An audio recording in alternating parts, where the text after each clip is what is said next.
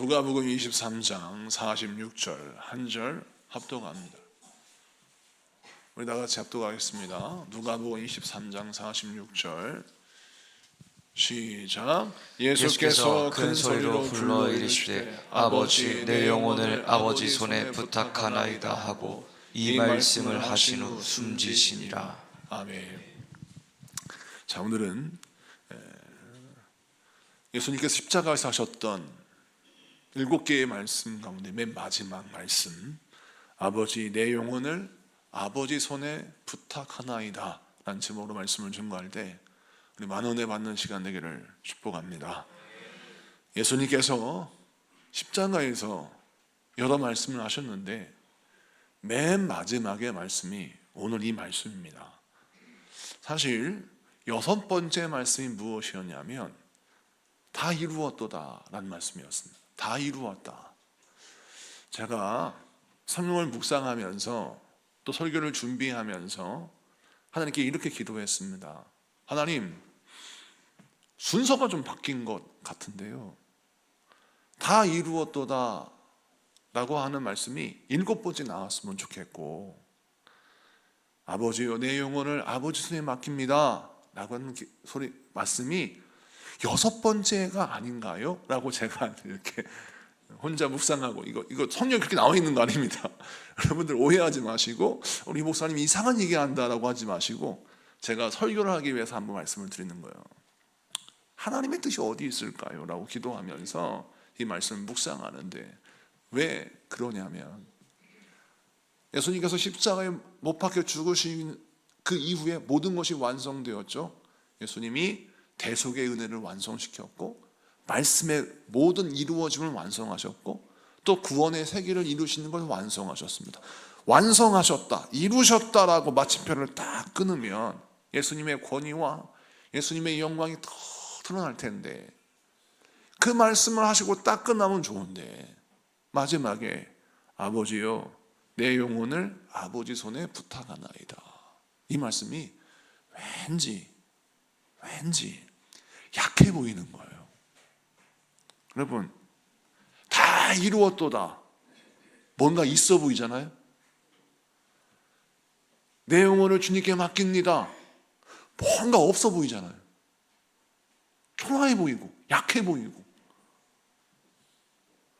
여기에는 하나님의 뜻과 섭리와 비밀이 있음을 이 말씀을 묵상하면서 깨닫게 되었어요. 이걸 설교하기 위해서 일주일 동안 계속 이 말씀을 묵상하고 기도하면서 왜 예수님이 맨 마지막에 이런 기도를 하셨을까? 모든 것을 다 이루신 분이, 모든 것을 다 이루었다고 선포하신 분이 맨 마지막에 왜 약해 보이게 내 영혼을 아버지께 맡깁니다 라고 이렇게 기도하셨을까? 이렇게 말씀하셨을까? 여러분, 우리가 신앙생활할 때 모두가 다 아무리 모든 것을 다 이루고 아무리 모든 것을 다 성취했다 할지라도 죽음 앞에 딱 서면 하나님의 손에 내 영혼이 맡겨져야 산다, 하나님의 손에 내 영혼이 붙들려야 산다라고 하는 아주 선명한 영적 세계가 보이기 때문입니다. 예수님이 7번째 이 기도를 하신 것은, 이 말씀을 하신 것은 지금 죽음이 눈앞에 있기 때문입니다. 예수님께서 죄 없으신 분이 우리의 죄를 짊어지시고 죽음 앞에 서서야 합니다. 이제 그 죽음의 문턱을 지나가셔야 되는 거예요. 근데 모든 것을 다 이루셨어요. 모든 것을 다 완성하셨어요. 근데 죽음 앞에 딱 서면 우리 모든 사람들은, 제 아무리 대통령이건 왕이건 누구든 간에 죽음 앞에 서면 내가 이룬 건 하나도 생각 안 나고 어떤 기도만 나누냐, 내 영혼을 좀 살려주십시오, 내 영혼을 주님께 맡깁니다 라고 하는 기도가 나올 수밖에 없다는 것을 우리 주님이 몸소 보여주시는 겁니다. 그렇습니다. 우리 주님이 약해 보이기 위해서, 또는 약해졌기 때문에 이 기도를, 이 말씀을 하시는 것이 아니라, 주님이 우리에게 이 말씀을 하시는 이유는 이제 우리 주님이 사망 원세를 이기시기 위하여 음부에 잠깐 내려가셔서 사망 권세와 싸워 승리하시고 3일 만에 부활하시는데, 이제 죽음의 문턱을 지나가실 때 우리 예수님의 그 마음이 얼마나 힘들고 또 괴로우셨을까. 이제 육신의 싸움이 아니에요, 영의 싸움이에요. 그래서 내 영혼을 주님 손에 맡깁니다 라고 주님께 의탁하고 사망 권세와 싸우시는 겁니다. 죄의 권세와 싸우시는 겁니다. 저주와 싸우시는 겁니다. 그래서 부활하시는 것이죠. 승리하시는 겁니다. 여러분, 이 말씀을 통해서 저와 여러분들이 무엇을 묵상해야 되느냐, 이 성금요일 날 이 마지막 말씀은 우리에게 다시 한번 우리 인생의 겸허함을 깨닫게 하고, 내 인생의 가장 중요하고 가장 마지막에 남을 것이 무엇인지를 헤아려 아는 이 밤 되기를 축복합니다. 나를 사랑하는 부모님이 내 인생 내 곁에 가장 오래 계실 것 같은데 내 부모님은 내 곁에 오래 머물 수가 없어요. 내가 내 자녀를 영원히 보호해 줄 것 같고 내 자녀가 영원히 나를 돌봐줄 것 같은데 그 자녀는 남편과 아내를 만나면 내 곁을 떠나요. 내 남편과 내 아내가 영원히 나와 함께 할 것 같은데 그 남편과 아내는 결국 나와 한날 한시에 죽을 수가 없습니다. 내 곁을 지킬 수가 없어요. 돈도 마찬가지. 내가 이루었다고 생각하는 모든 것들은 주님 부르시는 날 다 내려놓고 가야 하는 것입니다. 근데 딱 하나 주님 앞에 설 수 있는 게 있는데 그것이 내 영혼이라는 것입니다. 그래서 마지막 죽음 앞에 예수님이 내 영혼을 아버지 손에 맡깁니다 라고 기도하시는 겁니다. 이것이 마지막에 우리가 할 수 있는 기도요, 마지막에 꼭 해야 할 기도이고 우리가 절대 잊지 말아야 할 기도인 것입니다. 하나님, 내 재산을 좀 주님께 맡깁니다. 내가 여태까지 이룬 그 성공을 좀 주님께 맡깁니다. 다 소용없는 기도라는 거예요. 다 소용없습니다. 내 영혼을 주님께 맡깁니다. 이게 내가 마지막에 할 수 있는 기도라는 것이요. 오늘 이 말씀을 통해서 저와 여러분이 이 성금요일 날 무엇을 첫 번째 깨달아야 하느냐, 내 마음에 새겨두냐, 가장 중요한 게 무엇인지를 한번 점검해 보세요. 가장 중요한 게 무엇인지를 점검하면 우선순위가 세워지고 또 버려야 할 것과 꼭 취해야 될 것 무엇인지가 알게 되고 또 내 힘과 시간을 어떻게 분배할 수 있을까라고 하는 지혜와 명철이 생기는 겁니다.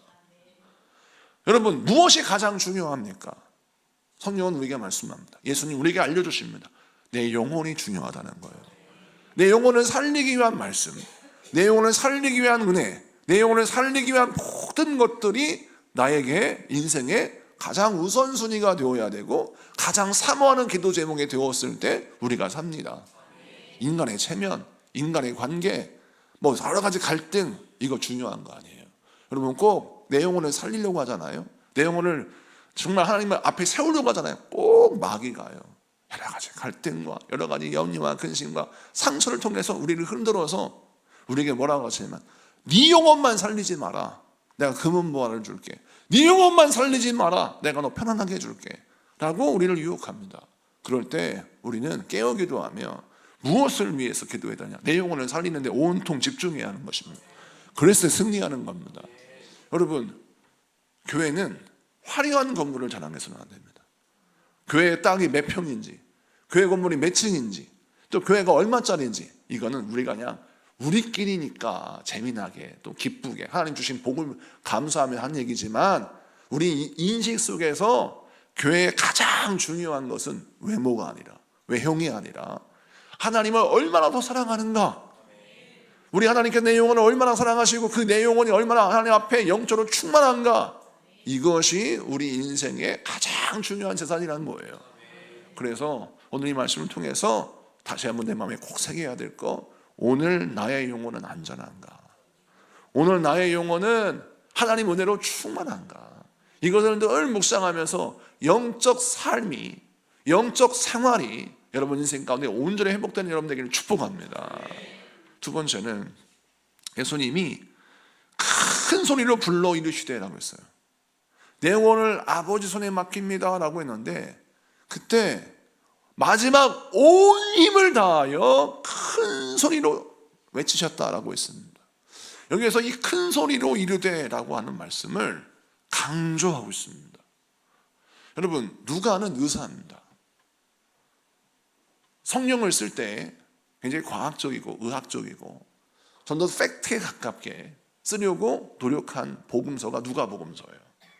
그런데 누가가 예수님 마지막 순간, 마지막 예수님의 말씀을 기록하면서 꼭 이 큰 소리로 라고 하는 말씀을 써넣었어요.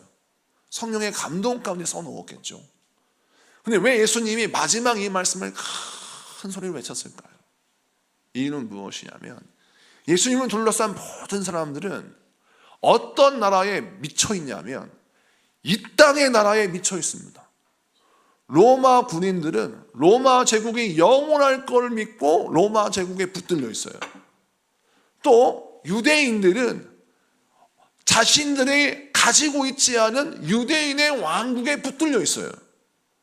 자, 참 아이러니한 것은 로마 제국의 병사들은 보이는 로마 제국이 영원하리라 라는 생각에 붙들려 있고, 유대인들은 이미 무너져버린, 망해버린 그 없는 유대인의 왕국을 세울 것이다 는 기대, 잘못된 기대를 가지고 그 잘못된 기대에 붙들려 있어요.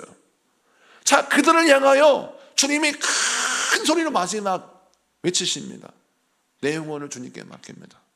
이건 무슨 뜻이냐면, 우리가 죽으면 로마 제국도 다 소용없고, 그렇게 유대인들이 꿈꾸는 유대의 왕국도 소용없고, 우리에게 가장 중요한 건 하나님의 나라라는 거예요. 저 천국이라는 겁니다. 그래서 이 땅의 백성들이요, 눈에 보이는 로마 제국에 눈이 멀었느냐, 아니면 이 땅에 존재하지 않는 너희들만의 왕국을 꿈꾸고 있느냐? 어리석은 백성들아, 너희 영혼을 주님께 맡겨라. 너희 영혼을 아버지께 맡겨라. 너희가 지금 믿고 있는 나라가 어떤 나라고, 너희가 꿈꾸고 있는 나라가 어떤 나라인지를 주님께서 알려주시고자 헛된 나라를 꿈꾸고 붙잡고 있는 사람들을 향하여 큰 소리로 말씀합니다.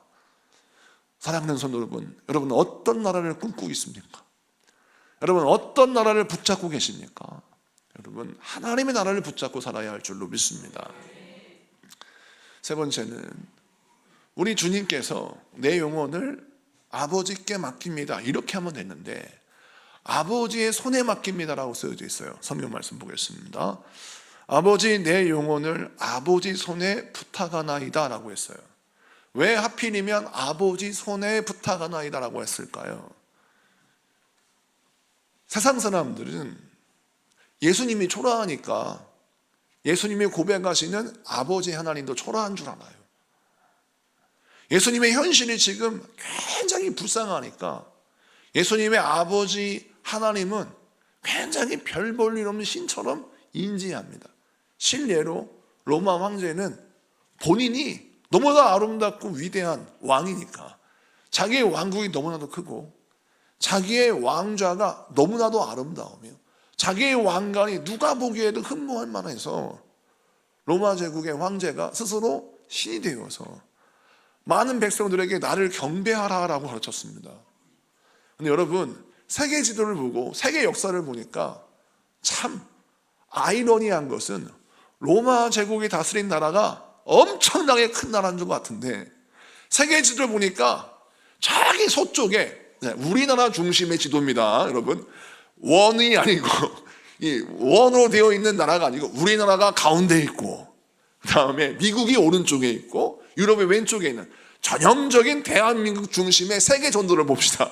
그러면 거기에 유럽은 저 서쪽에 그려져 있는데, 로마 제국을 그려본 거니까 중국보다 작은 것 같아요. 로마 제국이. 차라리 징기스칸이 다스린 나라가 훨씬 더 큽니다. 중국보다, 징기스칸이 다스렸던 몽고보다 훨씬 작은 나라의 왕이 우물 안에 갇히니까 세상에 자기가 신인 줄 아는 거예요.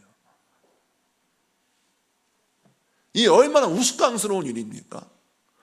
골목대장이 7살, 8살 모으는 아이들이 막 놀고 있는 골목에서 좀 힘빼어 쓴다고 내가 대장이야 라고 해가지고 골목에서 1등을 하면 그냥 세상의 모든 걸 다 가진 것처럼 보이는데, 그런 아이들 학교에 가면 현실을 파악하게 되죠.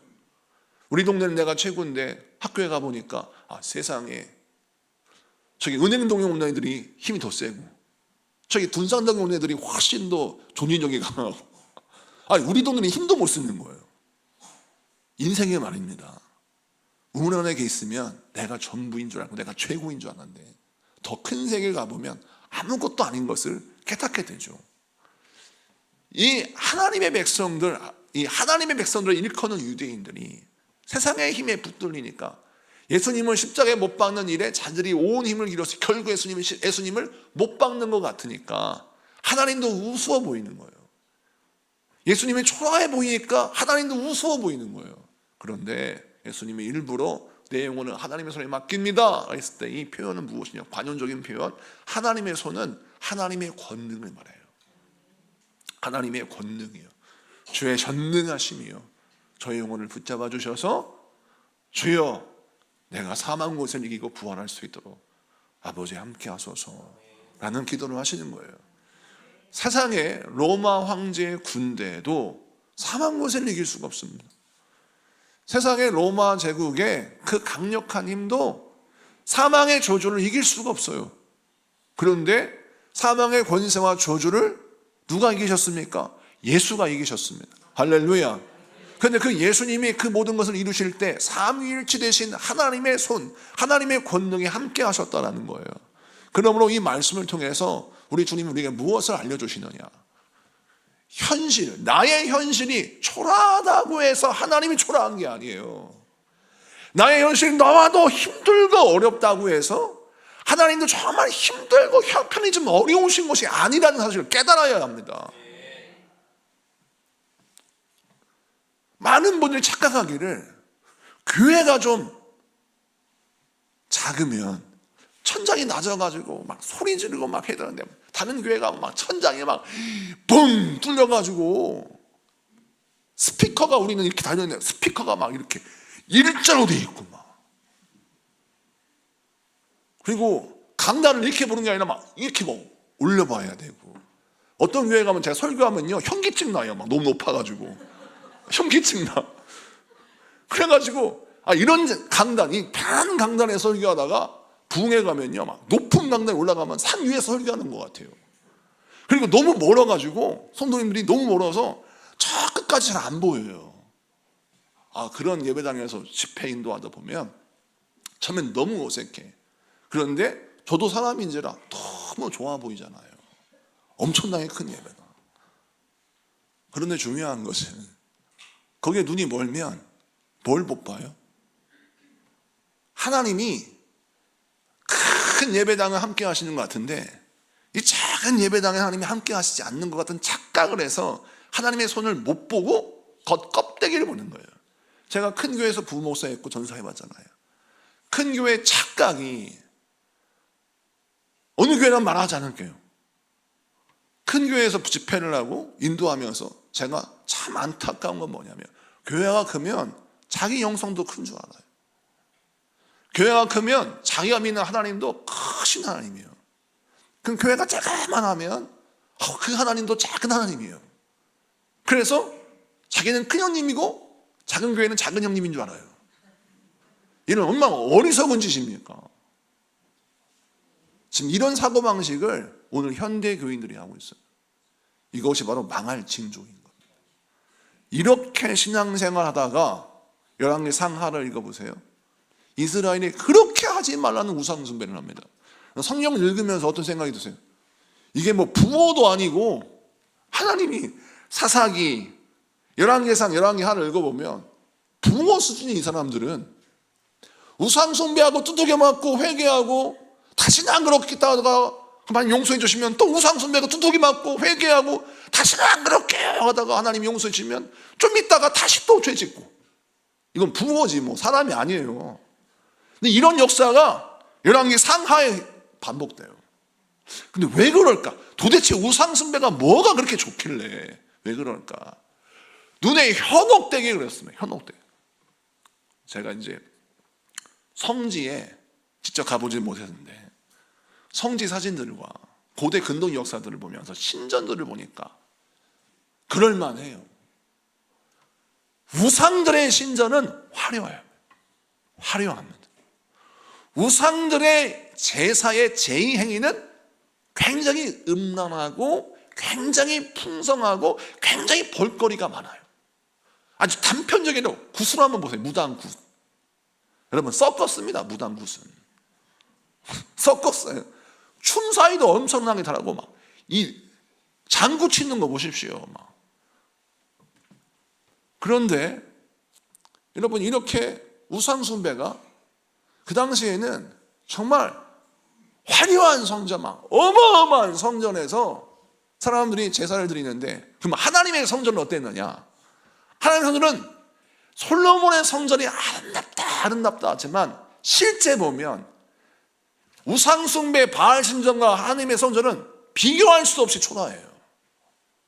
규모도 작고 화려하지도 않아요. 여러분 사사기에서 왜 이스라엘 백성이 그렇게 우상 숭배했느냐? 성전이 지어지기 전에 성막은 뭡니까? 천막이에요. 우중충해가지고 누가 봐도 뭐 흠모할 만한 성전이 아니야. 이곳에 천막 가보면, 성막 가보면 이게 성전이라고 하니까 같지.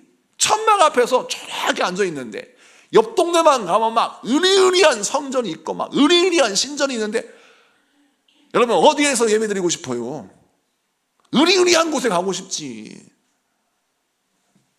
이게 우상숭배의 유혹의 아주 근본적인 것입니다. 사람은 눈에 보이는데 현혹돼요. 그래서 더 크고 더 화려하고 더 아름다운 곳에 끌리게 돼 있어요. 그러다 보니까 이스라엘 백성들이 끊임없이 바알 신전에 찾아가고 아세라 신전에 무릎 꿇은 겁니다.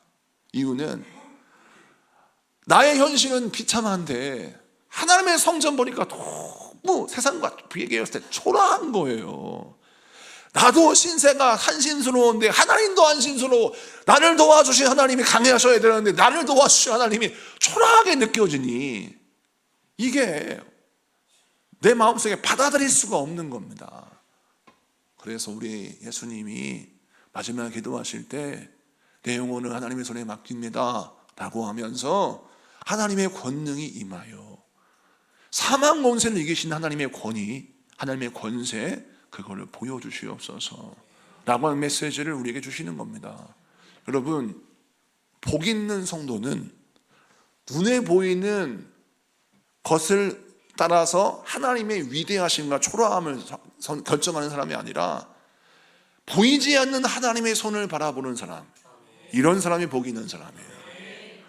보이지 않는 하나님의 임재를 기대하고 그것을 사모하는 사람, 이 사람은 하나님 복을 주시는 분이에요. 여러분 우리가 신앙생활 할 때 우리가 어떤 기도 제목을 해야 되냐면, 하나님 보이지 않는 하나님의 임재를 내가 날마다 경험하게 해 주옵소서. 보이지 않는 하나님의 전능하심의 손에 내가 붙들리게 하여 주시옵소서. 그래서 하나님 보이는 껍데기에 속지 않게 하시고 보이지 않는 하나님을 바라보는 믿음을 허락하여 주옵소서 라고 기도하시고요. 또 중요한 부분, 여러분 우리가 신앙생활하면서 내 인생이 초라하다고 해서 하나님이 작다는 착각을 회개하셔야 합니다. 이건 하나님을 만홀히 여긴 거예요. 하나님을 만홀히 여기는 죄가 바로 이것입니다. 내 신세가 너무 처량하고 내 신세가 너무 처참하다고 해서 하나님이 별 볼 일 없고 부족하고 한참 초라한 분이라고 생각하는 이 하나님을 모독한 죄를 하나님 앞에 오늘 낱낱이 회개하고 주 앞에 간구하여서, 주여 내 입이 범죄하였습니다. 내 마음이 범죄하였습니다. 한 번쯤은 그런 생각할 수 있어요. 그냥 넘어가잖아요. 이 죄가 끊임없이 우리에게 어떤 일이 벌어지냐면, 하나님이 초라하다는 생각을 한 거를 회개하지 않고 내버려두잖아요. 어떤 일이 벌어지냐? 악한 영이 나로 하여금 우상 숭배하고 나로 하여금 영적 삶을 살지 못하도록 유혹하려고 하면 그놈이 문을 열어요. 문을 열어 들어오라고. 도둑놈이 우리 집에 와가지고 약탈하려고 들어왔는데 하나님은 왜 이렇게 능력이 없으실까라는 생각을 했던 그 생각이 문을 확 열어. 그래서 그걸로서 들어오는 거예요. 그래서 내가 초라하다고 하나님이 초라한 줄 아냐? 내가 약하다고 하나님이 약하신 줄 알아? 내가 가난하다고 하나님이 가난하신 줄 알아? 하나님은 위대하시고, 하나님은 전능하시고, 하나님은 생명의 하나님이시고, 하나님은 풍성하신 하나님이야 라고 선포하면서 내 안에 하나님을 모독하는 어떠한 말도 발붙이지 못하도록 회개하고 기도하여 내 심령에 뭐만 심어줘야 돼요? 하나님의 약속의 말씀과 생명의 말씀과 능력의 말씀만 심겨지게 해야 돼요. 근데 만약에 내 안에 그런 생각을 묵인했다 쳐. 아니, 그런 생각 한 번 할 수 있지. 그게 아가니가 되는 겁니다. 그게 그런 생각이 나를 결국 죄짓게 만드는 거예요. 생각의 씨앗은 결코 생각으로 끝나지 않습니다. 죄의 유혹에 마음의 문을 열어주게 되어 있어요. 그래서 오늘 이 밤에 기도하면서 성금요일이지 않습니까? 우리가 회개할 때 하나님, 내가 세상에게 내 마음의 빗장을 활짝 열고 죄의 유혹을 받게 하고 죄짓게 하고 결국 결정적인 순간에 죄짓게 하는 이 죄악된 생각, 내가 묵인했던 생각, 내가 묵인했던 마음, 오늘 낱낱이 통회하고 자복을 회개해서 주여 내 안에 하나님의 전능하심만 인정하는 생각만 심어지게 하여 주시옵소서. 하나님의 전능하심만 인정하는 말이 심겨지게 하여 주시옵소서 라고 기도하는 여러분들에게 축복합니다. 말씀을 마치고 정리합니다. 예수님이 하셔도 돼요. 예수님이 십자가에서 7개의 말씀하신 게 뭐 그리 중요하다고 그 한 말씀 한 말씀을 시간마다 제가 증언하고 강의했을까요? 이유는 하나님의 나라는 하나님의 말씀으로 세워지는 나라입니다. 하나님의 나라는 그 말씀의 권위를 인정하는 자만 들어가는 곳이 하나님의 나라입니다. 그래서 예수님의 그 생명의 말씀 한 말씀이 하나님의 나라에 들어갈 수 있는 열쇠인 거예요. 하나님의 나라에 들어가는 문은 열려있는 듯 하나 믿음의 열쇠가 없으면 못 들어갑니다. 믿음의 열쇠는 오직 주님이 우리에게 허락하시는 것인데 그 열쇠를 받는 자는 어떤 공동점이 있냐면 하나님의 말씀을 신뢰하고 믿는 그 믿음이 그 안에 있기에 주님의 그 믿음을 보시고 그 믿음을 허락하시며 또 열쇠를 주시는 겁니다. 성도 여러분, 1년 365일 가운데 하루 진실하게 회개할 날이 있는데 성금요일입니다. 이날은 대속죄일처럼 정말 나에게 기억나지 않은 죄까지 다 고백하면서 회개하고 돌이켜야 하는데 가장 많이 회개할 제목이 믿음 없는 말 했던 걸 회개해야 합니다. 적어도 여러분 돈과 하나님을 저울질한 걸 회개해야 돼요. 시간과 하나님께 예배하는 시간을 손해라고 생각했던 걸 철저하게 회개해야 합니다. 이게 우상숭배예요. 하나님은 여러분에게 돈을 요구하신 적이 없어요. 하나님은 여러분의 인생의 송두리째 모든 시간을 송두리째 뺏어 내가 달라고 하지 않으셨어요. 하나님은 7일의 시간 동안에 한 번의 예배, 하루의 시간을 달라고 했을 뿐이에요. 하나님은 물질 가운데도 10개를 다 달라고 한 게 아니에요. 하나를 달라고 했을 뿐이에요.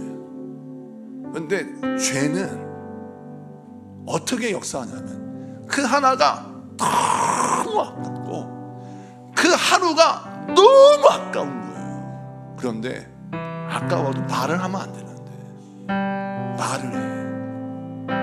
자, 하나님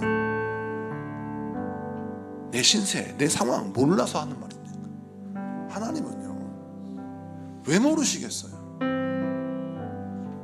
저도 우리 성도가 힘들다가 하면 새벽마다 울어. 기도하면서 내가 가슴 아프지. 힘든 상황에 빠져 있는 영혼들을 볼 때마다 난 빚짐자 같고 담임 목사가 기도하는데 아니 성도님들이 막 은혜를 받고 승리하는 건 좋은데 문제가 해결되는데 여전히 몸이 불편하고 여전히 사업이 힘들면 그 기도하는 뒷모습만 보고 기도하는 그 앞모습만 봐도 가슴이 찢어질 것 같아요. 나의 무능함을 하나님 앞에 회개하고 기도하면서 용서해달라고 그러는데, 그런데 꼭 제가 잊지 않고 기도하는 제목이 뭐냐면, 하나님, 내가 내 입으로 하나님의 전능함을 부인했던 어리석음을 철저하게 회개합니다. 나의 믿음 없음 때문에 우리 성도들이 마땅히 받아야 할 복을 받지 못한다면 이 종을 치셔서 이 종에게 깨닫게 하셔서 이 종에게 믿음을 주시고 은혜를 주셔서 우리 성도들에게 시온의 대로가 열려지게 하시고 우리 성도들에게 은혜의 복이 부어지게 해달라고 기도합니다. 오늘 우리가 찬양하며 기도할 때 하나님 우리에게 능력을 주시고 은혜를 주셔서 풍성한 복이 쏟아 부어지게 하여 주시옵소서 라고 찬양하고 우리 같이 기도하도록 하겠습니다.